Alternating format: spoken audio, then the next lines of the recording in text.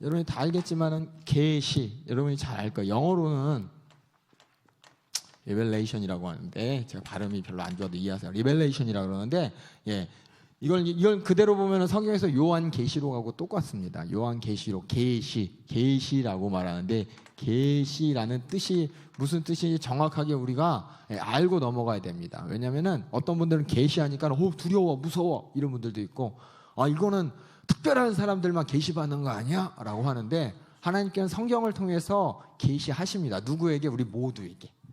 그러니까는 계시가 특별한 사람들, 목사님이나 뭐 특별하게 하나님께서 택한 어떤 선지자나 어떤 예언자들만 하는 게 아니라 이 계시는 하나님께서 우리에게 충분히 성경 말씀을 통해서 해주시고 하나님께서 해주신다는 겁니다. 이 계시란 뜻이 뭐냐면은 이 동사는 여러분이 잘 알 거예요. 리빌 해갖고 이게 뭐냐면은 드러내다라는 뜻이죠. 감추어 있는 거. 리빌이 뭐냐면 껍데기를 이렇게 들춰내는 거예요. 그래서 안에 있는 걸 보여주는 거.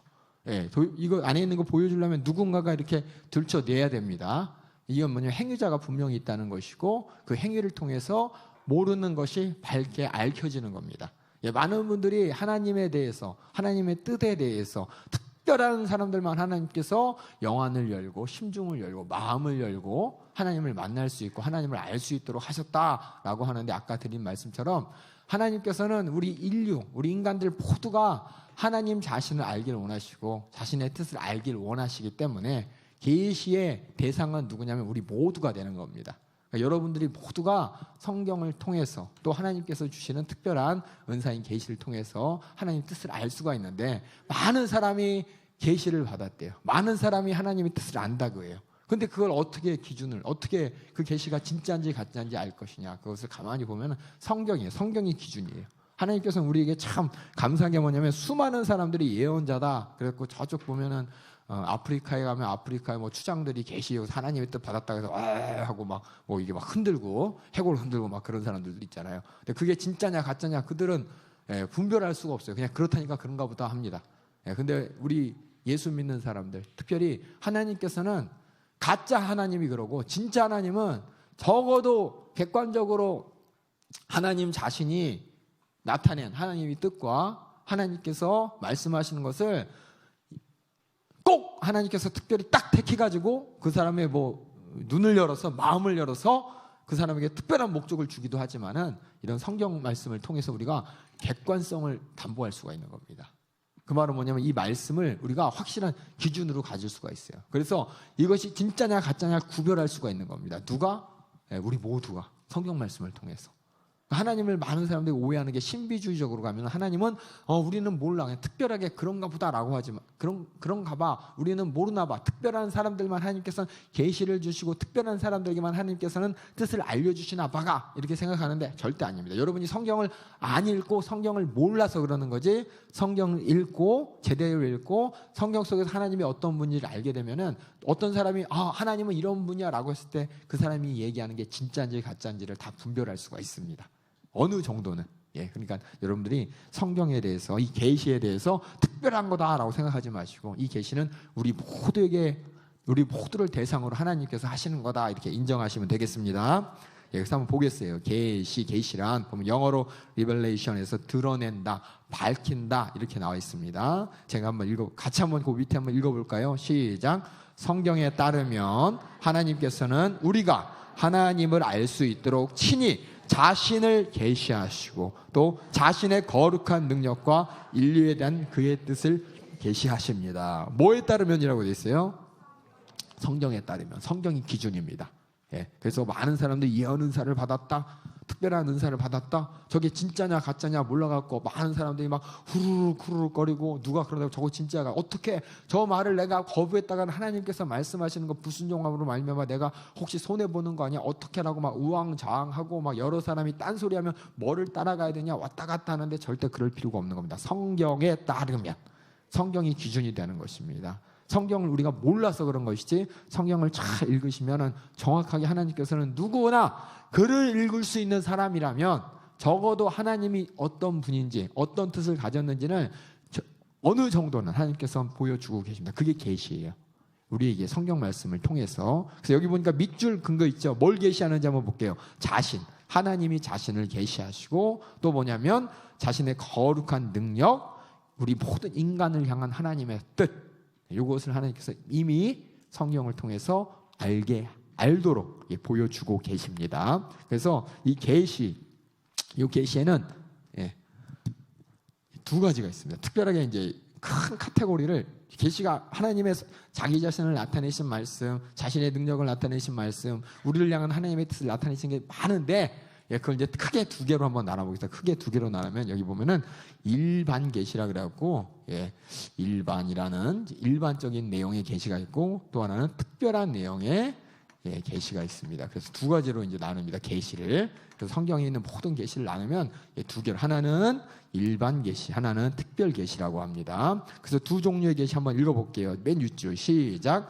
누구나 다 알 수 있는 일반적 방법의 계시로서 내용이 뭐냐면 하나님의 실제에 주목하는 계시가 있습니다. 다시 말해서 하나님이 있는가 없는가. 여러분, 하나님이 있나 없나, 하나님이 스스로 자신을 나타내셨습니다.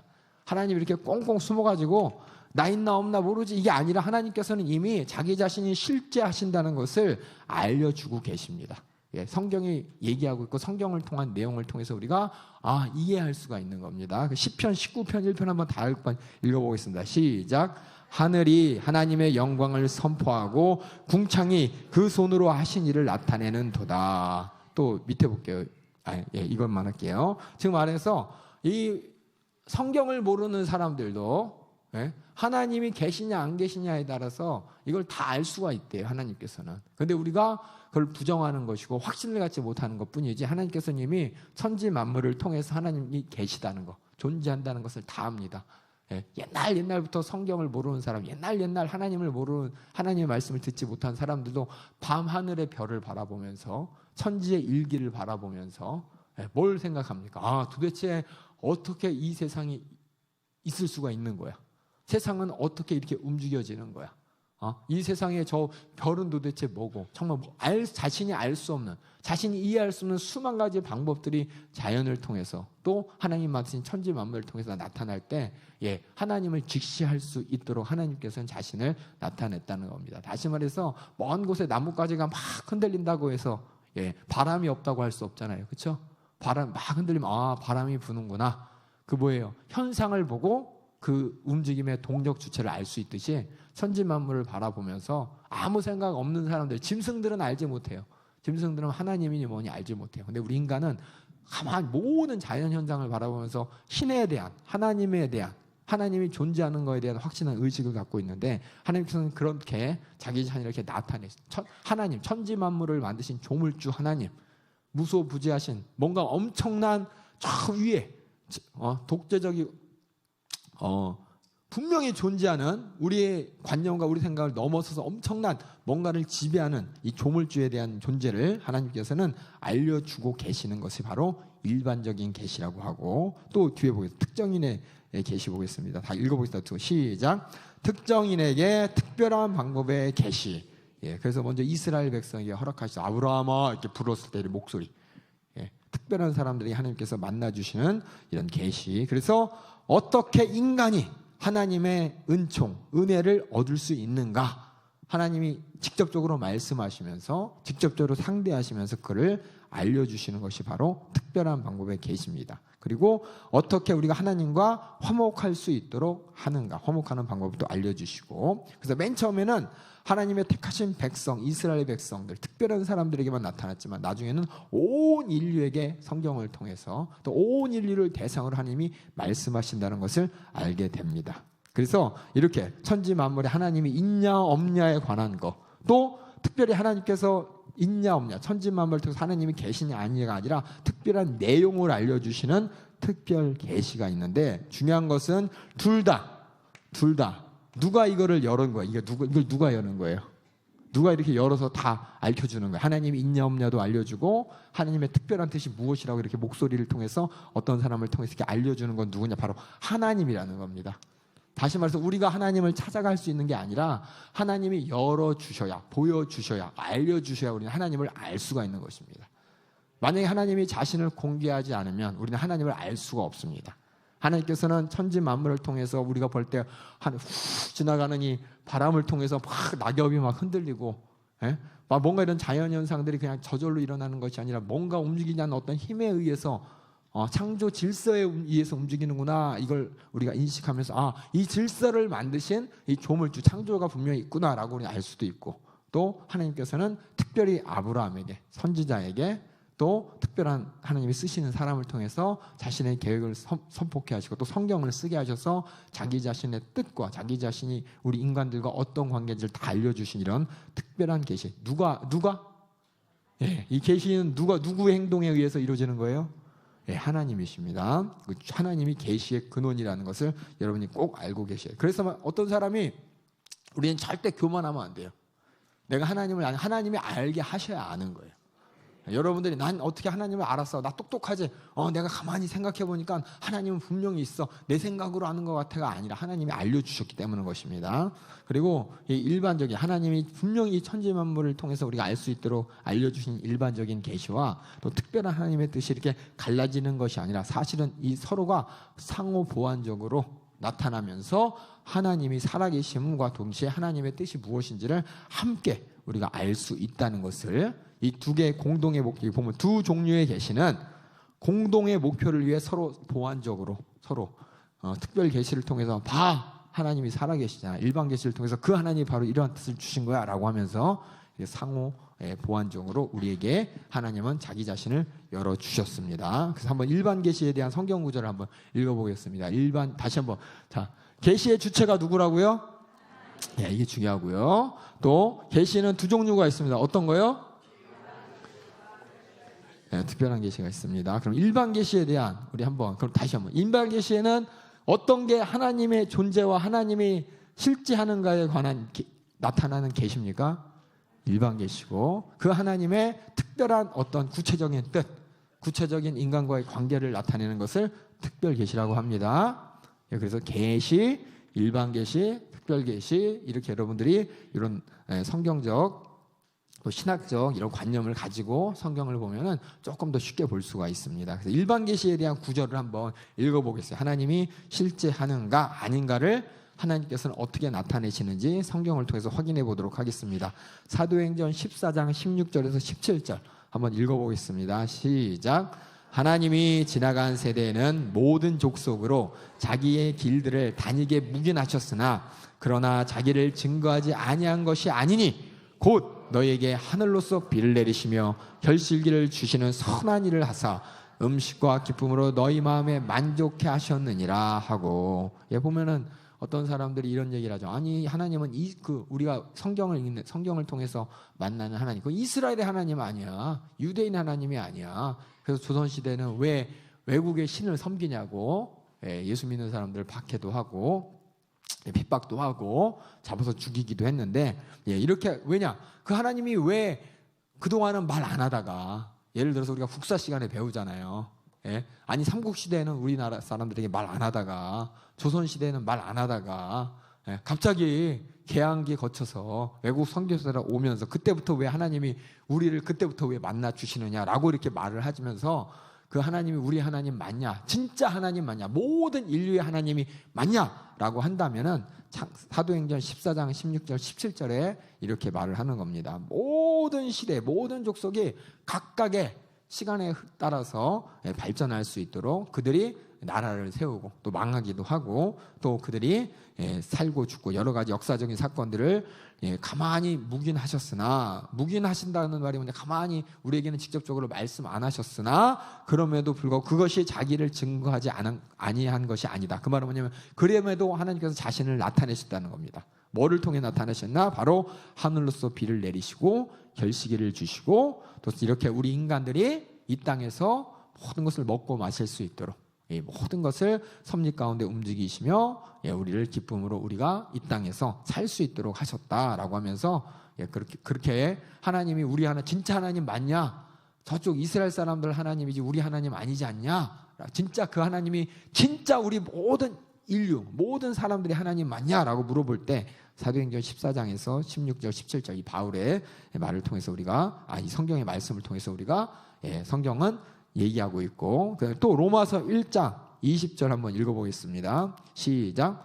장세로부터 그의 보이지 아니하는 것들 곧 그의 영원하신 능력과 신성이 그 만드신 만물에 분명히 보여 알게 되나니 그러므로 저희가 핑계치 못할지니라. 예, 장세부터 하나님께서는 자신의 창조의 능력 또 우주 만물을 보존하시고 운영하시는 그 모든 능력과 자신의 신성을 분명히 이 세상의 만물을 통해서 하나님이 있음을 부인할 수 없도록 다 알게 하셨다는 겁니다. 그래서 어느 부족, 어느 민족에 가더라도 천지 만물을 통해서 뭘 찾아요? 하나님, 신을 찾아갑니다. 신을. 예, 그게 뭐냐면은 모든 인류가 하나님께서 하나님이 살아계심을 부정할 수 없도록 이 천지 만물을 보면서 자신을 깨달을 수 있도록 우리 모든 인류에게 하나님은 계시하고 계시다는 것입니다. 예, 그게 이제 그런 게 어디 있어라고 하지만은 그 사람이 양심적인 도덕적인 그런 마음들을 가만히 보세요. 예? 그는 지옥 가는 거 싫어해요. 이 세상에 지옥이 있다는 거 사람들이 다 알고 있잖아요. 그러니까는 지옥 가라 그러면 싫어하고 저주하면 싫어하자. 저주가 뭐예요?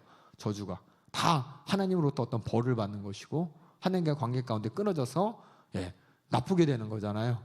그게 어떤 뭐예요? 사람이 한 게 아니라 어떤 자연 현상이나 인생 가운데 우연에 의해서 일어나는 모든 일들을 저주라고 하는데 그 저주를 받아 그러면 그 사람이 저주가 있다는 것을 알고 또 저주받는 걸 싫어하고 또 지옥 가는 걸 싫어하고 다 사람들이 하나님이 부정하려고 해도 마음속에서 하나님과의 관계 가운데 막힘으로 말미암아 하나님과의 관계 가운데 하나님을 만날 수 없음으로 말미암아 인간에 처하게 된 비참한 상황이 있다는 것을 다 압니다. 그러니까는 다 뭐예요?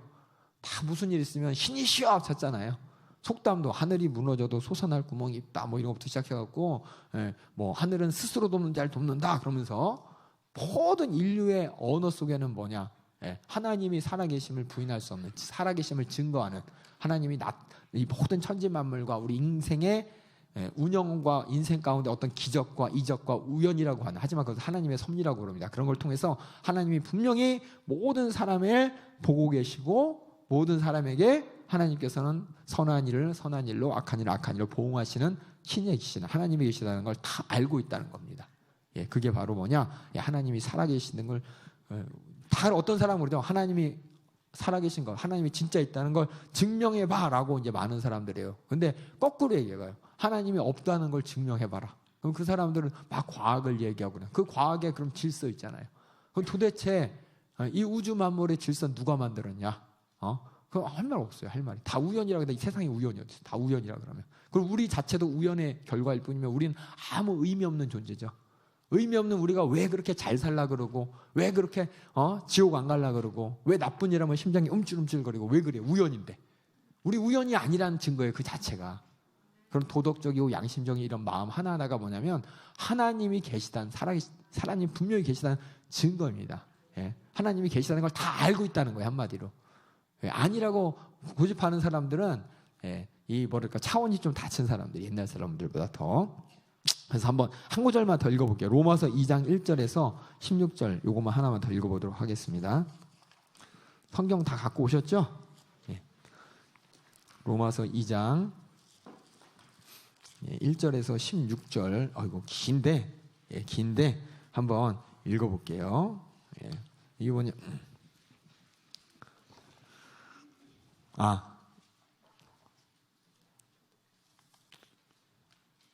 이렇게 됐어요. 안 읽을게요. 2장 1절에 16절 내용 제가 얘기해 보면은 막 이렇게 사람들이 서로 판단을 하잖아요.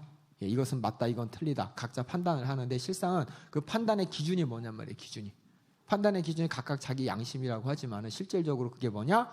하나님께서 우리에게 주신 하나님을 우리가 영적으로 또 우리 인간이 하나님의 의식하기이기 때문에 나타나는 기준이라는 겁니다. 아시겠죠?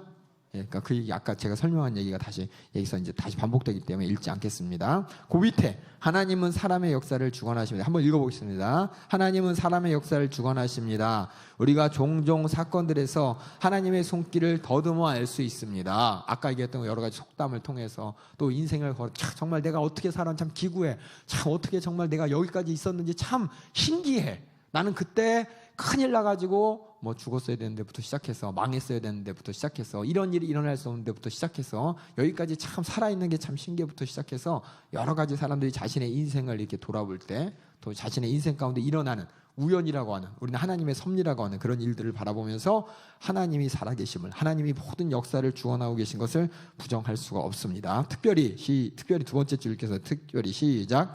인간의 도덕적 본성은 하나님의 실제를 더듬어서 발견하게 해줍니다. 이러한 도덕적 욕구는 우리를 만드신 도덕적 하나님의 증거가 됩니다. 선과 악에 대해서 얘기하고, 많은 사람이 압니다. 착한 일을 하면은 뭔가 좋은 일이 생기고, 악한 일을 하면 분명한 벌을 주는 누군가가 있다는 거예요. 상을 주고 벌을 주는 누군가가 분명히 있고, 그렇기 때문에 내 마음속에 믿지 않지만, 난 하나님이 없어 라고 하지만 그 사람이 나쁜 일을 했을 때 얼마나 두근두근합니까? 그것이 법에 걸리지 않더라도, 자기 스스로 악한 마음을 품더라도, 이미 이런 거 갖고 두근두근 안 하는 사람은 이미 양심에 화이 맞은 사람이고, 모든 사람 중 우리 태어난 인류 어느 나라 구석, 어느 산속이나 뭐 유림이나 사막이나 어디에 있던 사람이든지 자기 자신이 선과 악, 누가 알려주지 않아도 다 그 기준을 가지고 있고, 그 기준 안에서 누군가가 착한 일을 하면은 보응을 하고 악한 일을 하면 벌을 한다는 이런 하나님의 도덕적인 존재를 다 알고 있는 것이 바로 이게 뭐냐? 우리가 부인할 수 없는 하나님이 살아계신 증거입니다. 만약 이것을 부인하게, 근데 세상이 지금 점점 그것까지 부인하면서 가고 있는 거예요. 지금 세상이 서로 맞다 틀리다 하면서, 그러면서 속으로는 다 찔려합니다. 그러면서도 뭘 찾아요? 다 선을 찾죠. 이러기 때문에 합리적인 주장을 다 해가면서 정치하는 사람들, 텔레비에서 나오는 언론을 만드는 사람들, 여론을 만드는 사람들, 의견을 내는 사람들, 논쟁을 하는 사람들, 각각의 기준을 들이대는데 그 기준을 가만히 보면 그 기준 안에 뭐가 있냐면은 스스로 하나님을 인정하고 있다는 것이 분명히 나타나고 있습니다.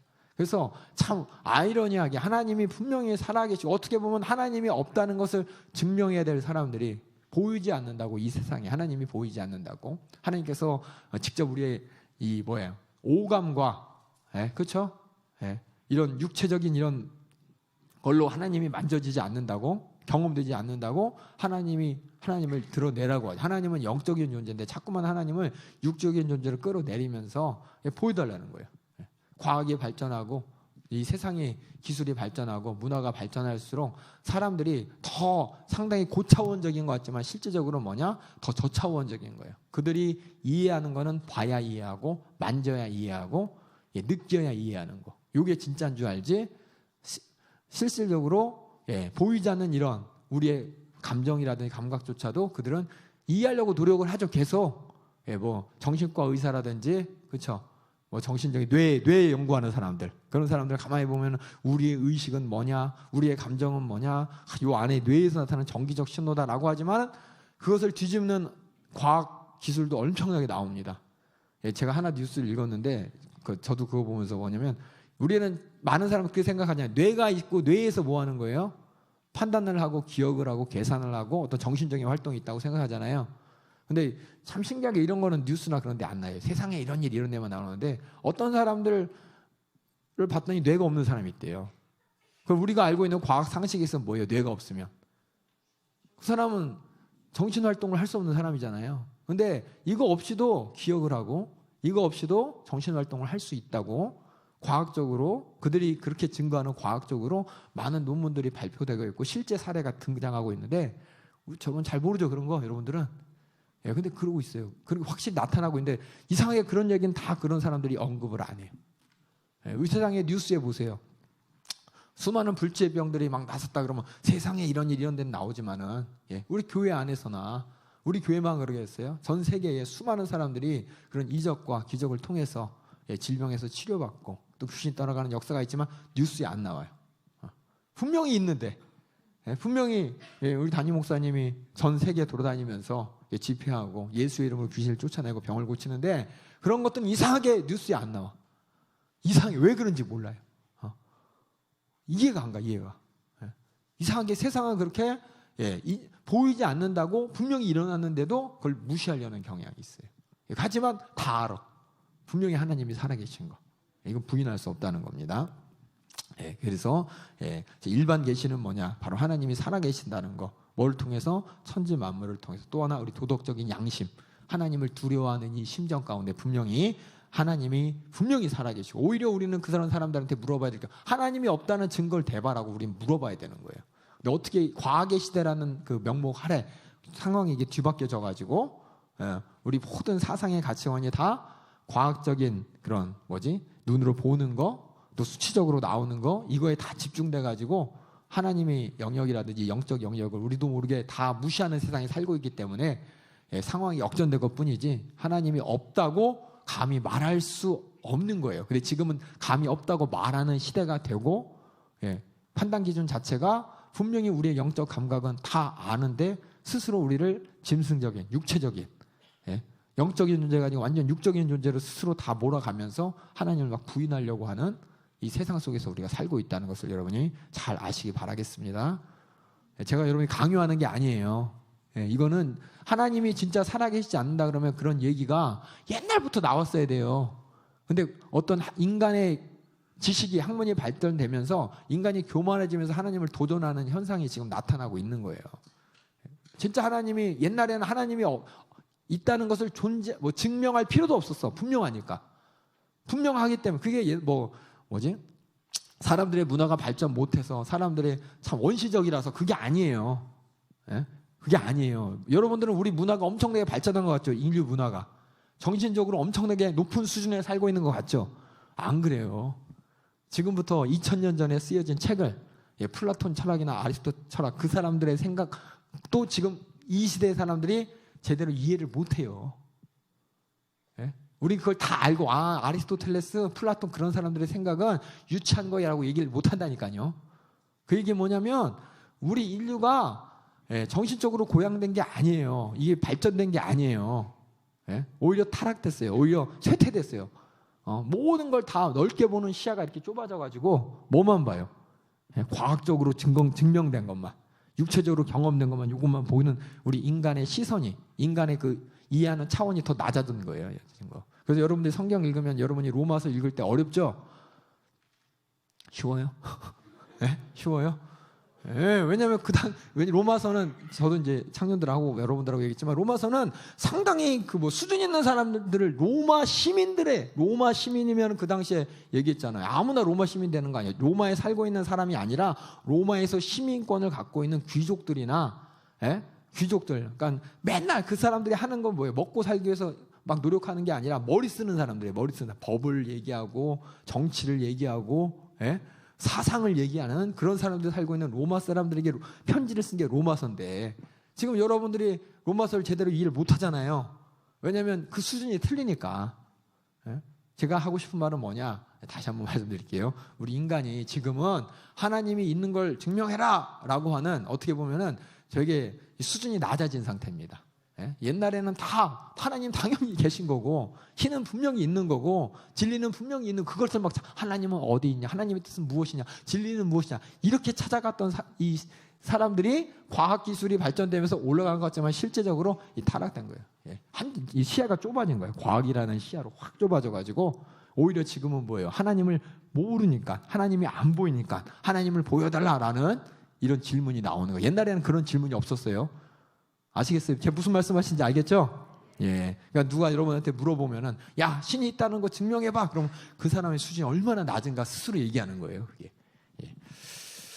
그래서 일반 계시. 그래서 하나님께서는 이미 일반 계시를 통해서 자기 자신이 계신 것을, 천지 만물을, 우주 질서, 또 우리 가운데 하나님을 아는 영적 감각과 도덕적 윤리적 기준을 통해서 분명히 알 수 있도록 하나님은 자기 자신을 드러내고 계십니다. 알게 하셨습니다. 그래서 알 수 있는 겁니다. 그래서 일반 계시 3개 한번 읽어볼게요. 내용. 일반 계시 3개. 첫 번째, 시작. 신자와 불신자 사이의 공통 기반입니다. 하나님이 살아계시다는, 하나님이 분명하신 것은 이 성경을 통해서, 예수님을 통해서 하나님을 만난 사람 말고도, 이런 사람, 성경을 읽지 않은, 예수님을 믿지 않는 다른 불신자들도 하나님에 대한 지식을 이해하고 있다는 공통적인 사항이라는 것이고, 두 번째 읽겠습니다. 시작. 광범위한 세계 창조의 전역에서 하나님의 진리를 발견을 기대할 수가 있습니다. 분명히 하나님께서는 다른 데서도 하나님의 그것을 나타냈다고, 하나님이 어디선가 자기 자신을 나타내는 다른 길이 있다고, 다른 장소가 있을 거라고, 그것을 발견할 수 있는 것을 기대할 수가 있고, 세 번째는 시작. 하나님이 창조자라면 세상은 반드시 그 만든 자를 계시합니다. 그래서 아까 얘기했잖아요. 분명히 이 우주로 가면 수많은 별들 중에 하필이면 지구에, 그렇죠? 지구에만 어떻게 물이 그냥 70%인가 80%가 있고, 예? 맞나요? 대기 중에. 예, 그리고 이상의 생명이 살 수 있는 엄청난 조건들이 다 맞아가고 이상하게 지구에만, 그렇죠? 예, 생명이 있단 말이에요. 다른 데는 왜 없고. 그거 보면은 참 우연의 일치다라고 하는 사람은 정말, 근데 그 우연을 파고들면은 정말 이건 하나님이 하지 않으면 안 될 일일 수밖에 없는, 하나님이 특별한 섭리 가운데 뜻을 정하시고 이렇게 만들어 내시고 그 안에 있는 우리 인류들이 정말 먼지만한 베이지도 않는 이것들, 배지도 않고 정말 의미조차도 없지만 없을 수도 있어요. 우리는 다 우리가 참 대단한 것 같지만 알잖아요. 우주 밖에서 지구를 바라봤을 때 우리는 배지도 않고, 우리가 여기서 뭐 웃었다 울었다 천지가 막 무너질 것처럼 막 고통스러운 일이 있어도 이 세상이 돌아가는데 아무 상관없는, 정말 보잘것없고 정말 의미 없는 우리지만 하나님께서는 우리를 통해서 하나님의 역사를 이루고자 하는 것을 보면서, 또 저기 세상을 바라보면서 높은 산에 올라가 세상만 바라봐도 참 신기하다. 저는 옛날에 이제 비행기 타고 김포공항에 들어올 때 창문을 이렇게 보니까는 아파트가 조망해요. 근데 항상 제가 궁금한 게 뭐냐면, 저 사람들 다 먹을 거 어디서 와서 먹고 살지?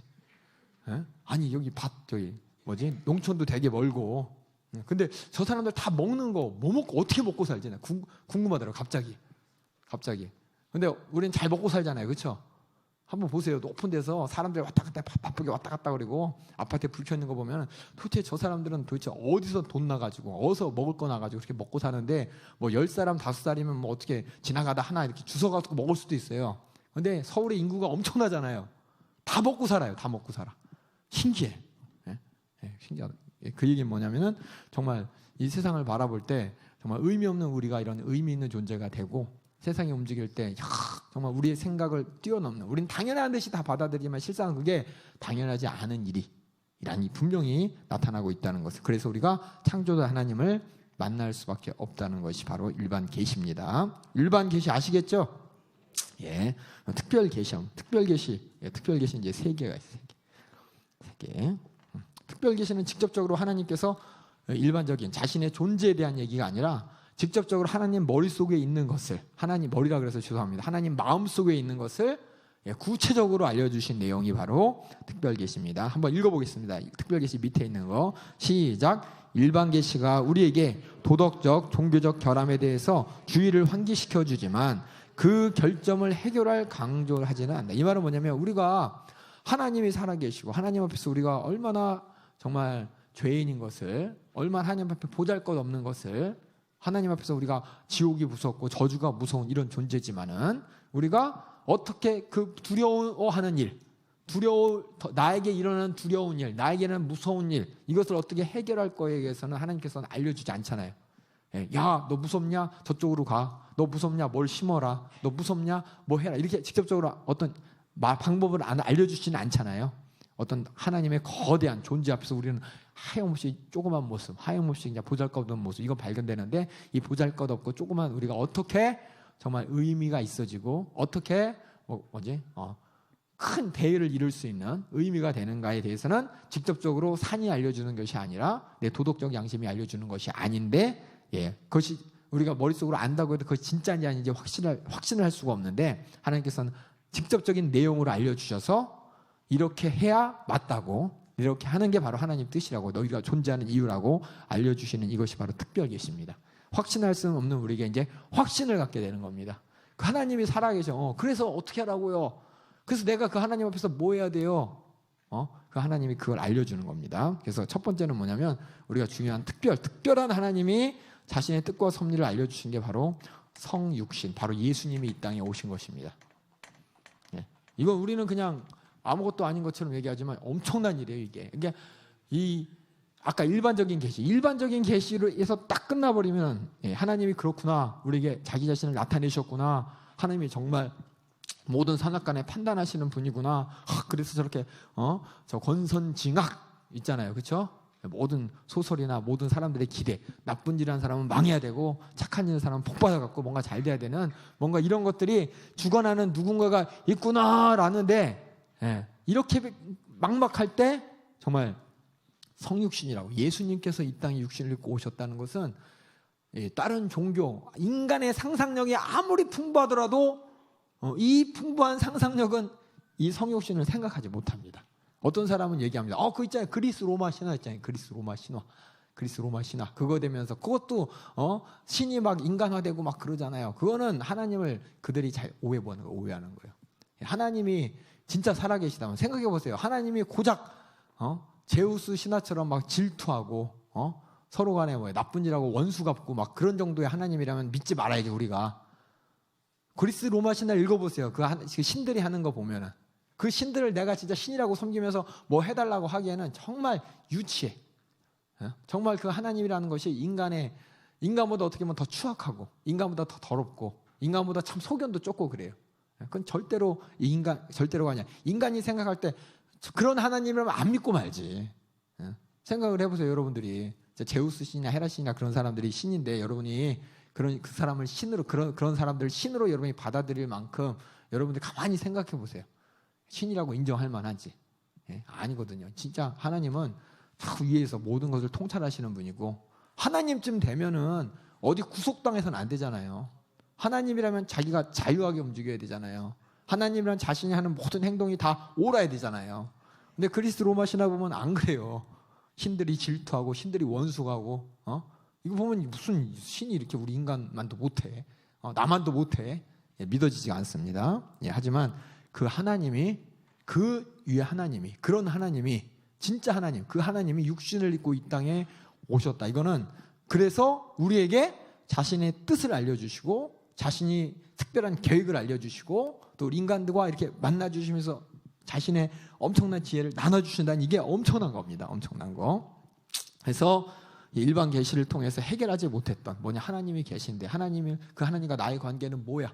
그 하나님이 나에게 바라는 건 뭐고 그 하나님을 내가 어떻게 기준 삼고 그 하나님이 원하는 뜻을 알아서 내가 어떻게 이 땅에서 행복하고 그 하나님과 함께 복받고 이것을 바로 직접 이 땅에 예수님이 오심으로 말미암아 해결해 주시는 겁니다. 그래서 그 결정 확신 없는 분명히 하나님이 계신데 뭘 해야 될지 모르는 하나님 뜻이 뭔지를 모르는 우리에게 답답한 그 마음을 해결해 주시는 게 바로 하나님의 아들이 이 땅에 오시는데 그냥 오시는 것이 아니라 약속을 통해 오셨죠. 하나님 말씀을 통해 약속을 쫙 주시고 그 약속의 확증으로 딱 이루면서 오셔갖고 하나님의 아들이 갑자기 와가지고 나 하나님의 아들이야 그래봐요. 누가 믿겠어요? 갑자기 아무런 약속도 없이 아무런 예고도 없이 무슨 일이 뻥 하고 일어났을 때 내가 하나님이다 그럼 그걸 어떻게 믿어? 근데 하나님께서는 수천 년 동안 얘기하셨어요. 내가 약속을 줄게.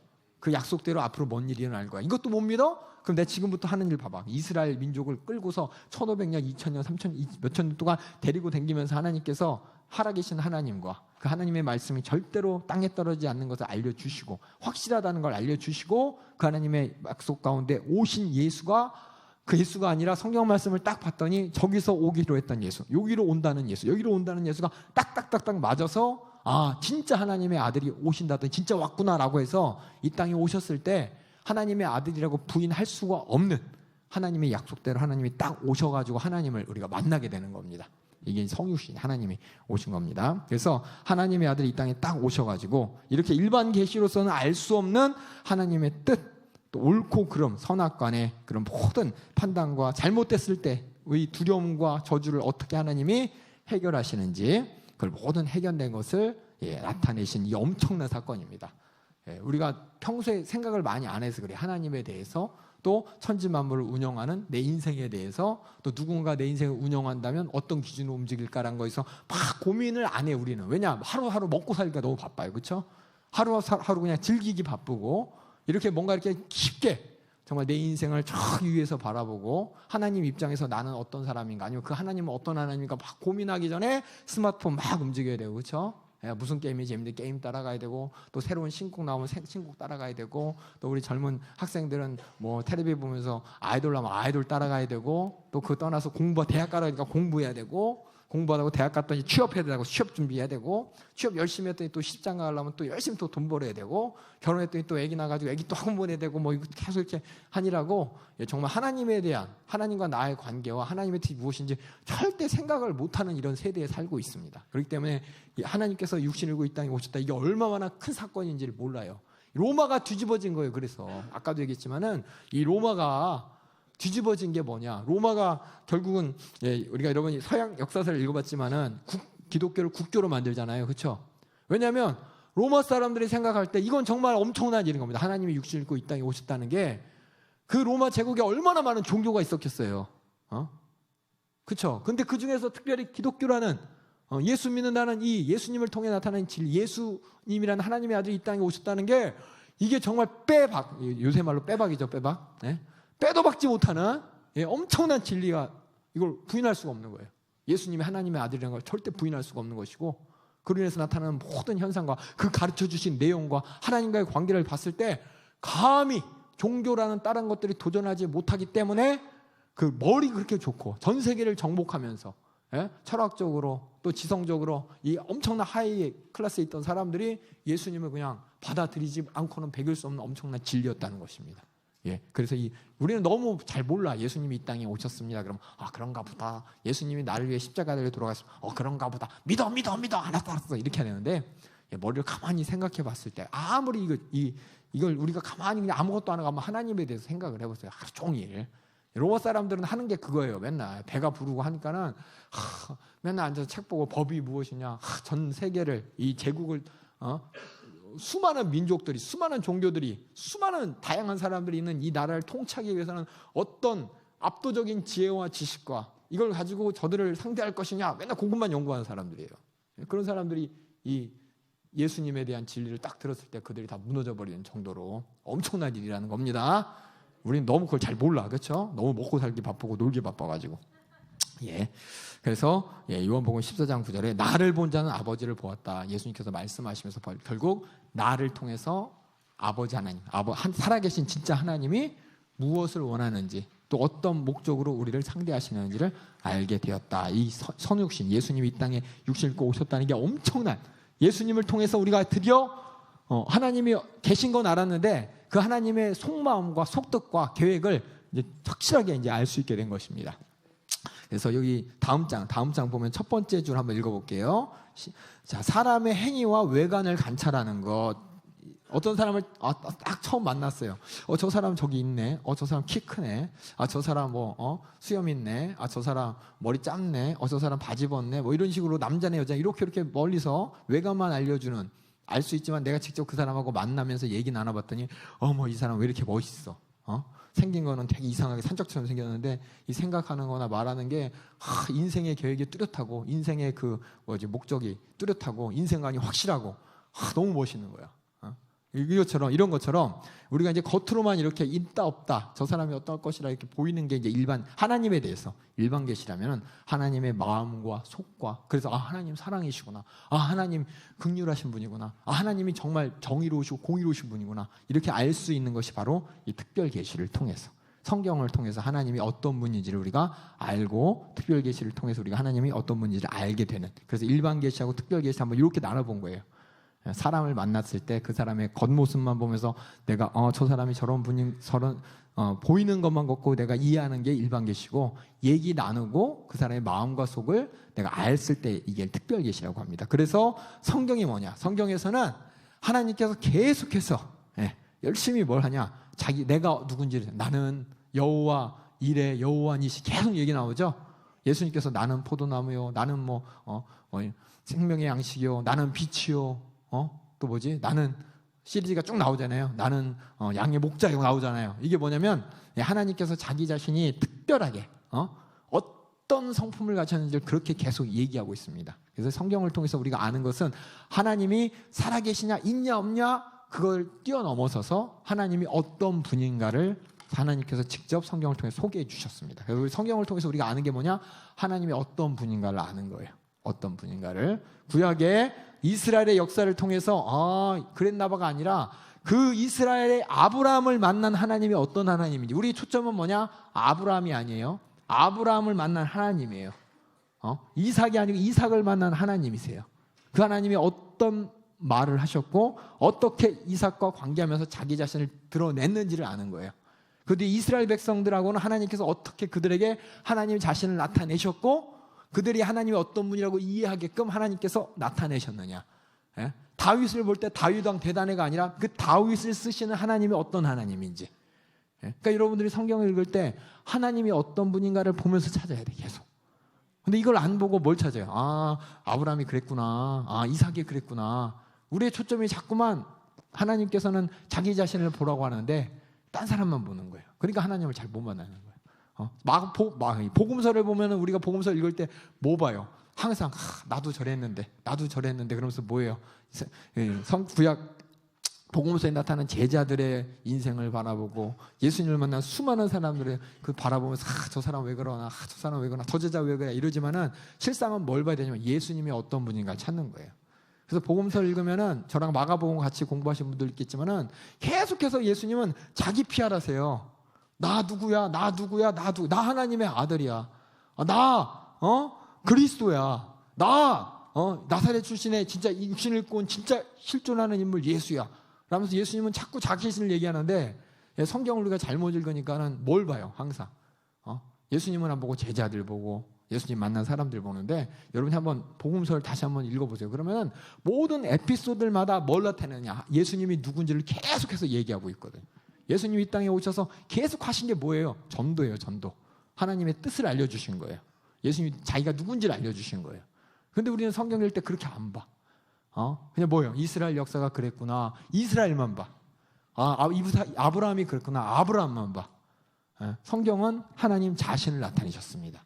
그래서 우리가 할 게 뭐냐면은 계속해서 하나님이 누구신지를 계속 찾아갈 거예요. 구약을 통해서. 그리고 그래서 이 특별 계시에서 나타내고 그래서 세 번째 줄 제가 그래서 얘기합니다. 그래서 성경에서는 그렇게 하나님이 내가 누군지를 계속 나는 누구야 그렇게 강조를 하고 계십니다.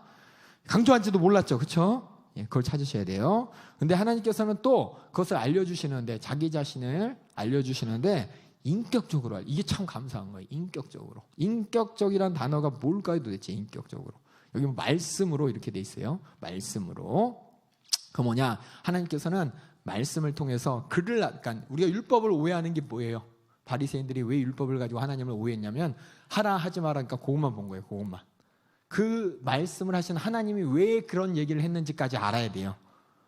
이스라엘 백성들에게 왜 하나님께서는 십계명을 주셨는지, 왜 예수님처럼 차라리 처음부터 야 마음에 욕심 부리는 거 이것도 죄야. 야 마음에 음흉한 마음 품은 거 있지 그것도 죄야 라고 얘기 안 하시고 하나님께서 십계명을 주실 때 모세를 통해서 살인하는 게 죄야.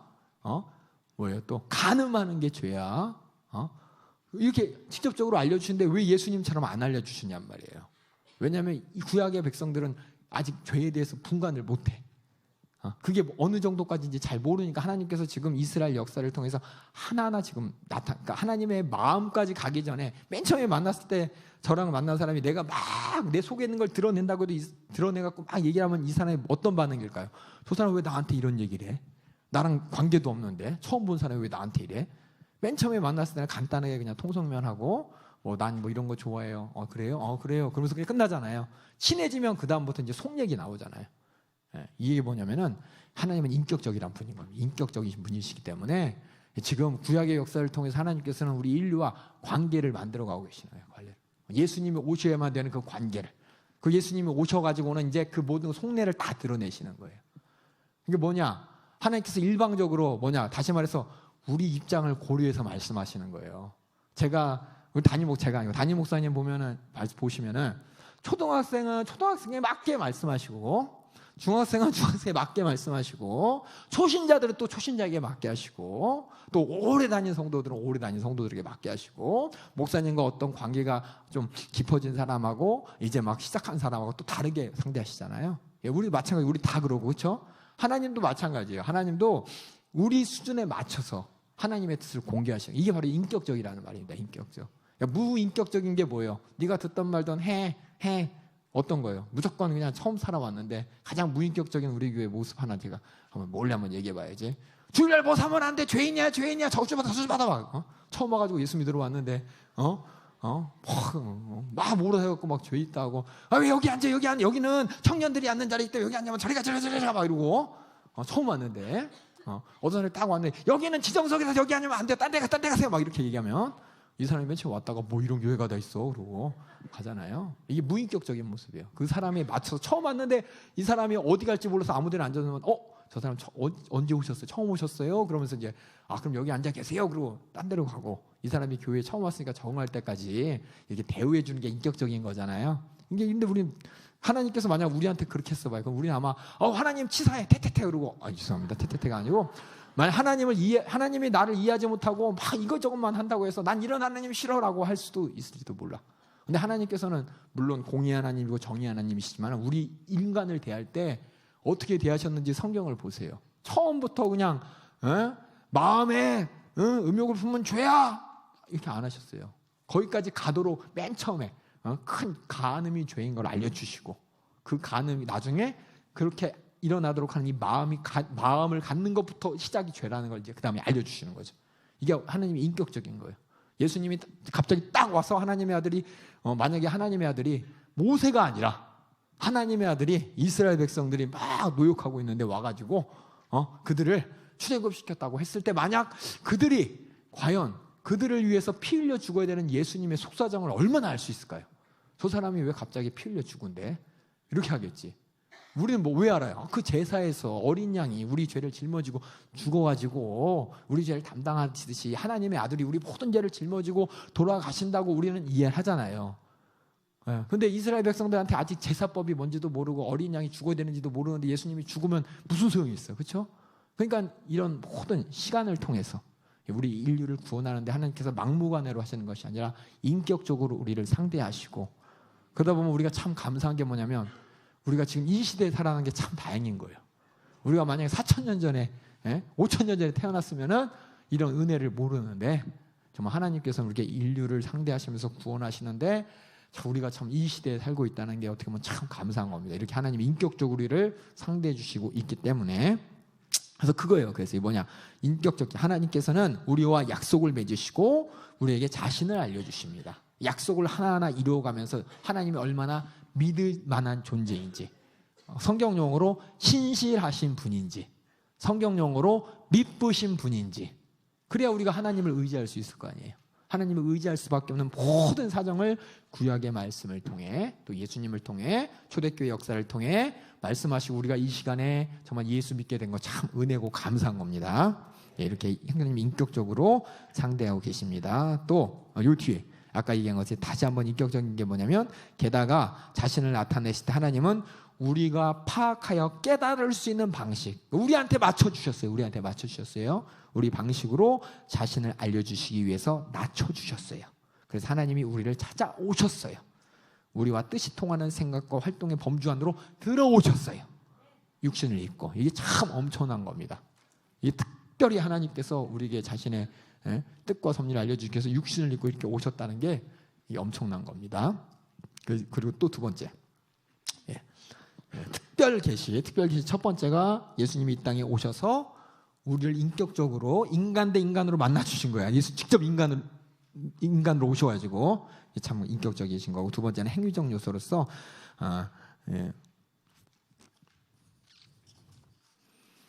특별 계시, 행위적 요소해 갖고 하나님께서 이렇게 육신을 입고 와서도 만나 주시고, 또 하나는 뭐냐면 역사적인 어떤 사건을 통해서 보여주십니다. 특별한 사건을 통해. 그래서 인간의 역사에서 하나님께서 하신 일들을 이야기하면서 하나님이 누군지 알 수 있도록 확실한 역사 안에서 현실의 기초를 두고 만나 주셨습니다. 예를 들어서 부활의 사건을 통해서 하나님은 우리가 하나님과 하나님께서는 뭘 하셨냐, 우리와 우리의 경험을 초월하는 어떤 일을 하셨어요. 누가 부활할 수 있어요? 죽으면 끝인데. 부활을 통해서 하나님이 자신을 확실히 드러내셨기 때문에, 부활이 뭐냐, 여러분들 예수님이 죽었다가 살아나셨나 보다가 아니에요. 부활이라는 사건을 통해서 진짜 하나님의 아들이구나 라는 걸 알게 된 거예요. 진짜 하나님의 아들이구나. 여기서 부활하실 분, 지금 죽으면 혼자서 부활할 수 있는 사람 없잖아요, 우리는. 그렇죠? 예수님은 혼자 스스로가 아니라 죄가 없으시기 때문에 부활하셨어요. 그 부활의 사건은 역사 이전에도 없었고 이후에도 없는 일입니다. 오직 한 사람, 예수님만 하셨는데, 이 사건을 통해서 이 죽음을 초월할 수 있는 하나님, 이 죽음의 사정, 죄의 사정을 초월하는 그 하나님의 엄청난 그 능력과 범위를 알려주셔서, 이 부활의 사건은 그리스도 예수가 하나님의 기름 부름 받은 자임, 다시 말해서 하나님 쓰시는 그리스도이고 모든 인류가 인정할 수밖에 없는, 예수님께서도 부활하셔서 나 부활했어 그리고 평 사라지신 것이 아니라 부활하시고 이 땅에서 며칠 계셨어요? 40일 동안 계시면서 많은 제자들을 만났죠. 많은 제자들 만들고 승천할 때 몇 명이 있었어요? 500명 있었죠. 그렇죠? 그렇게 많은 사람들이 확실하게 죽은 예수님도 봤고 확실하게 부활하신 예수님도 본 거예요. 그렇기 때문에 이걸 통해서 정말 하나님이 정말로 살아계시구나, 하나님이 또 그 예수를 통해서 하신 말씀이 정말 하나님의 하신 말씀인가를 알 수가 있는 객관적인 증거가 되는 겁니다. 그래서 사도행전 17장 31절 다 같이 읽어보겠습니다. 시작. 이는 정하신 사람으로 하여금 천하를 공의로 심판할 날을 작정하시고 이에 저를 죽은 자 가운데서 다시 살리신 것으로 모든 사람에게 믿을 만한 증거를 주셨음이니라 하니라. 그래서 제자들이 또 초대교인들이 한 얘기, 예수님 부활하셨어요. 이게 엄청난 거예요. 엄청난. 예수님 죽었는데 살아나셨어요. 누가 죽었다 살아나는 사람이 있어요? 없지. 많은 사람들이 영생을 꿈꾸고 부활을 꿈꿨지만 누구도 영생하는 사람도 없고 부활을 이룬 사람도 없습니다. 진시황이 아무리 큰 무덤을 만들었어도 사라져버렸어요. 이집트에서 그 파라오들이 아무리 큰 피라미드를 졌어도 다 그냥 땅속에서 썩어서 문드러져 버렸습니다. 누구도 살아서 나오지 못해. 영화 속에서 막 그런 걸 꿈꾸면서 만들고 싶어 해도 실제적으로 일어나지 않는 일입니다. 그러니까 부활이라는 개념이 많은 사람들이 소망하지만 실질적으로 일어날 수 없는 일. 하지만 하나님의 아들은 이루셨다는 겁니다. 하나님이 아시기 때문에. 로마서 1장 4절에도 읽겠습니다. 시작. 성결의 영으로는 죽은 자 가운데서 부활하여 능력으로 하나님의 아들로 인정되셨으니 곧 우리 주 예수 그리스도시니라. 그래서 부활하심으로 말미암아 진짜 하나님이 특별한, 예수를 통해서 나타나는 특별한 분이라는 것을, 계시를 할 특별한 분이라는 것을 나타내 주셨습니다. 그리고 하나님께서는 이 특별한 계시를, 부활이라 방법론이죠. 특별한 방법에 대해서 성육신을 통해서 계시하셨고 또 부활을 통해서 확실히 계시하셨고, 성육신은 하나님께서 육신으로 이 땅에 오셨다는 겁니다. 이걸 통해서 계시하셨고, 있을 수 없는 일이 일어났고, 또 부활이라는 있을 수 없는 일이 일어났고, 또 하나는 하나님의 말씀을 통해서 하나님께서는 자신의 뜻을 계시하십니다. 그래서 모세를 통해서는 율법을 주셨고, 선지자들과 사도들과 함께한 예수 그리스도를 통해서는 말씀을 하셨습니다. 선지자들, 사도들, 예수님을 통해서 말씀하셨습니다. 그래서 히브리서 1장 1절부터 2절 읽도록 하겠습니다. 시작. 옛적의 선지자들로 여러 부분과 여러 모양으로 우리 조상들에게 말씀하신 하나님이 이 모든 날 마지막에 아들로 우리에게 말씀하셨으니, 그래서 말씀을 통해서 하나님께서는 우리에게 직접적으로 깨달을 수 있는 언어를 통해서 계시하셨고, 또 그리스도를 죽은 자 가운데서 살리실 뿐 아니라 바울이 쓰고 있는 것처럼 구속의 의미를 직접 설명해 주셨어요. 구속, 다시 말해 예수님께서 어떻게 우리를 구속하셨는지 그 의미를 설명하셨습니다. 고린도전서 15장 3절 읽겠습니다. 시작. 성경대로 그리스도께서 우리 죄를 위하여 죽으시고 그 죽음이 우리를 위하여라는 것을 말씀을 통해 확실하게 알려주셨습니다. 그래서 하나님으로부터 전달받은 이 특별 계시, 예수님의 이 땅에 육신을 입고 오시고 또 부활하시고 또 선지자들, 또 예수님, 또 사도들을 통해서 말씀하신 이 모든 계시가 사실이라면, 그 사실을 하나님께서는 뭐냐, 그 순간만 둔 것이 아니라 기록을 해 두셔서, 정말 감사한 게 뭐냐면 이 기록된 문서들이 시대를 초월해서 전달하고 전달해서 이제 성경이라는 이 책으로 우리에게 주어졌는데, 이게 하나님께서 정말 자기 자신이 확실한 것을 이 성경 안에 있는 내용의 역사 말고 성경이 어떻게 만들어지고 어떻게 전달해져 갖고 우리까지 이어졌는가, 이 역사만 보더라도 하나님께서는 자기 자신의 뜻을 어떻게 계시하고 싶으신지 분명히 우리에게 알게 하고 싶어 하시는 분이라는 것을 우리가 알 수 있습니다. 그래서 성경이 구성된 걸 가만히 보게 되면 가짜 성경 다 빼고버리고 성경 안에 그 내용을 보면은 하나하나 이 어긋난 게 하나도 없이 딱딱딱 맞추시고, 또 그것이 딱 66권으로 성경 구약 39권, 신약 27권으로 딱 엮어져 가지고 그 안에 있는 모든 내용이 서로 상호 보완하면서 예수 그리스도를 소개하고 또 하나님의 뜻을 소개하면서 우리에게까지 정확하게 딱 전달돼 가지고 우리는 이걸 또 전달해 주는 이런 역할이 된 이 역사적인 성경이 어떻게 전해졌나 이것만 보더라도 이 하나님의 말씀을 통해서 하나님은 자기 자신을 계시하고 싶어 하신다는, 과거만 아니라 현재도 미래도 앞으로 모든 인류에게 전해주고 싶어 하신다는 하나님의 뜻을 우리가 발견할 수가 있습니다. 그래서 계시, 다시 한번 잠깐 한 거 복습할게요. 그래서 하나님께서는 자기 자신이 숨어 있지 않으십니다. 우리 인류에게 자기 자신을 나타내시는데, 자기 자신을 나타내는 것뿐만 아니라 자기 자신이 어떤 분인지 이 인격, 이 마음과 심정과 생각을 우리에게 또 나타내십니다. 예수님을 통해서 나타내셨고, 또 부활을 통해 예수님께서 이 땅에 오셔서 육신을 입고 오셔서 예수님이 이 땅에 존재하는 이런 사건, 성육신의 사건을 통해서 하나님이 나타내셨고, 또 부활을 통해서 분명하게 확증하셨고, 또 선지자들, 사도들 예수님의 말씀을 통해서 우리에게 다 공개하셨습니다. 그래서 이렇게 특별하게 하나님께서 자신을 나타내는 방법, 하나님 말씀을 통해, 부활을 통해, 성육신을 통해 이걸 특별 계시라고 하고, 또 일반적으로 우리가 세상을 바라보면서 내 도덕적인 양심 가운데 분명하게 부정할 수 없는, 핑계할 수 없는 이 깨닫게 하신 이것이 일반 계시입니다.